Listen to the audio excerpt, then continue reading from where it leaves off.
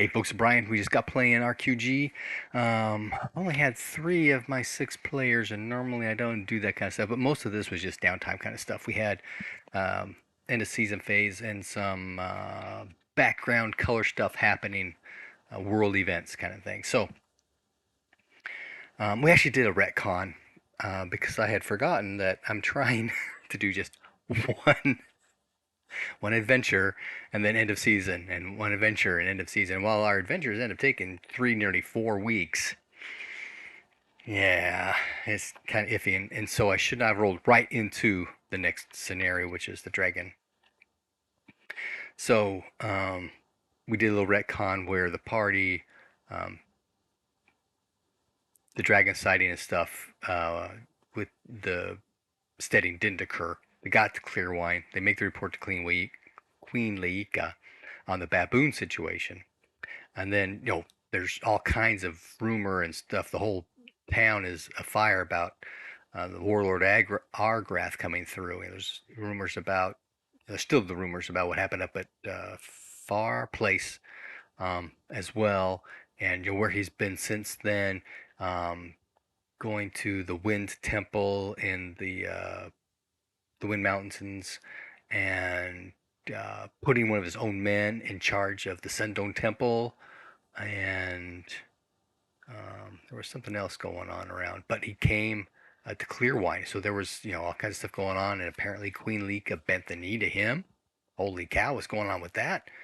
Um, and then the next day, Queen Lika is getting her household and a large retinue ready to go to Boldholm, and it's a 2-day ride, so it's let's go now kind of stuff. So they load up and take off, and part of the retinue is the party group, but also in the retinue is Vasana and her group, and so we do a little discussion about, hey, you also see this other group out there. It's Vasana and Harmast and Yanioth and Vostor and all these, their ragtag band adventures, and they've been doing stuff for Queen Lika as well.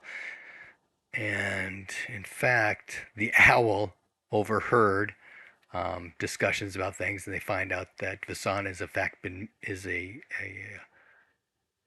close follower of Argrath, um, part of his friends, and has been raised to Windlord status. And then we get to Boldholm. Excuse me. I picked up some stuff I got from history of Glorantha stuff going on, and Argrath and Boldholm and stuff. So I read a bunch of stuff to the players. This was happening at Boldholm, right? And the lightning bolt strike and the assassination attempts on the way in, and what else? The lightning strike, parties afterwards. Some more insight rolls finding out about the Sartar Magical Union and a few of the different groups that are already part of it. One that's not yet, but will be, soon. And week of festivities and stuff happening, and then they get back to clear wine and into end of season phase. Now, I was actually looking for some maps and pictures and stuff so I could throw it onto Discord from my other laptop. And so while I was doing that, we just had the players go through it and do the end of season phase. So we did the end of season phase first, and then went back to, okay, we get back baboon report. Let's go to Boldholm, that kind of stuff. That's how we actually ended the season, which is in the live play if you're interested in that kind of stuff. It's fairly short because I did not include any of the end of season phase, except I did start the recording just as the conversation I thought was ended, continued a little bit further for our shaman, things he should probably be doing, like finding spirit screen, the the spirit magic version of that spirit armor spell.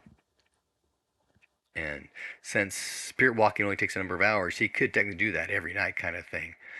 But the issue is convincing a spirit that's powerful enough to have a level 6 spirit spell in it to teach him the spell. Of course, that's spirit combat, and you need to prep for that kind of stuff. So we're going to do that offline.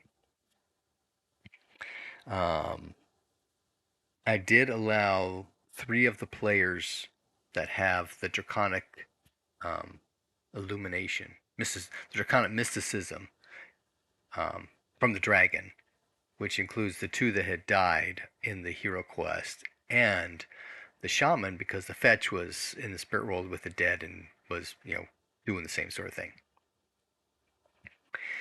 Uh, they got opportunities to learn skills from the dragon during the end of season phase, and Daven took Draconic Illumination, which for these 3 I started at their intelligence plus their magic skills modifier, plus if actually training, they get the d6 minus 1. And um, Miriam took Ride Dragon skill, and since that's a similar skill to Ride Horse, which she already has, it's half that skill plus the d6 minus 1. Um, and there was discussion about the cough, the dragon bone sword. What are they going to do with that? It's not magical. So there's some question. Is there any magic on it? No, there's not any magic on it. So they start discussing, okay, who can use it? Well, it's a cut and thrust weapon. And so they start asking short sword, broadsword, rapier. And go, in my Glorantha, broadswords are not cut and thrust. They're hack and slash. But rapier and short sword, absolutely. And we've got 2 players that have rapier skill. And Jarstakos is really high. So they kind of decided, oh, we better get to him. So he starts at half skill. My Glorantha, right? Same category. So he started at half skill, and over time, and it'll go up fairly quickly, but it'll get up to his regular rapier skill. It's going to take some time to get there. To take seasons worth of time and doing checks. No, back to the bottom at the end of a season, he should have full capability back, if not earlier, right? So at least in my glance, that's how I handle it. There are some questions to the dragon about the dragon hero plane place that they were at, and if time doesn't did time travel pass while they're there, and because they have their own experience, right? They cast spirit magic spells that did not seem to end ever. Um, they never got hungry, they never got thirsty, they never got tired. They spent time. They thought it took time doing what they were doing, so they'd expect something to happen that didn't. Um, and in my interpretation, that's what happened. Is time didn't travel there, and so things stay on and nothing expires, kind of deal. And so David was specifically interested in, how do you regain power in that kind of a situation? And that's just the way things are. And I'm not really sure. While you're there, time doesn't pass. And kind of discussed a little bit about how the time difference between when they went down into the under ruins of the ruins and by the time they came back out, um,